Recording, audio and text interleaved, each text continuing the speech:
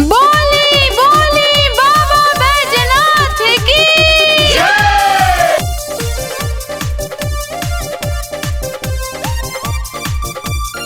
Music by Shyam Dubey. अबकी के सावन में खाइब न पियाज हो, सुनल न देवरू हो, बाबे हमके याद हो, बाबे हमके याद हो, बाबे हमके याद हो।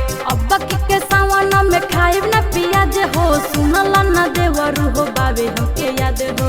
आके तू खा लो ना भंगिया के गोला, देखी झूमे लागी गाँव और टोला, गाँव और टोला। अति संग हमें सावन में लीहा जलधारी।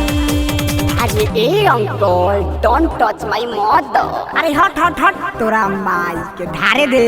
भतीजा के माई जलधारी, जलधारी हो जलधारी, भतीजा के मौसी जलधारी, जलधारी हो जलधारी, बोल बम। भतीजा तोरा माई ओ जलधारी, तोर मौसी ओ जलधारी। भतीजा तोर माइयो जलधारी, तोर मौसियो जलधारी। अरे कह दी है कि हर सावन जलवाली है धारी। भतीजा तोरा माई ओ जलधारी, तोर मौसी ओ जलधारी। भतीजा तोर माइयो जलधारी, तोर मौसियो जलधारी। तोहरे सन आदमी के लाइन में कचार कचार के मारे ललो, तो तारा के काम आने ललू। साफा हुरदंगे मचा के रख देले बरन। तो सावन में सत्संग होला। भतीजा तोर माइयो जलधारी, तोर मौसियो जलधारी। काम लेके करतानी भोला के पुकार हो, तब नहीं आवतानी भोला जी दुआर हो। ऐसे जन रूठना हो, सुनाना मोर भौजी। सुनली है भोला जी पुकार भौजी। कांवर लेके आइल बारू, देखो तो होई है भोला हमार। भगत अनुआइल बाजुआर भौजी।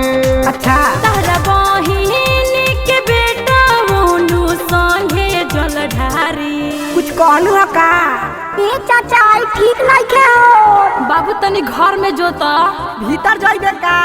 आज ये लोग के बताइए के रहे। भतीजा तोर माई ओ जलधारी, तोर मौसी ओ जलधारी। भतीजा तोर माइयो जलधारी, तोर मौसियो जलधारी।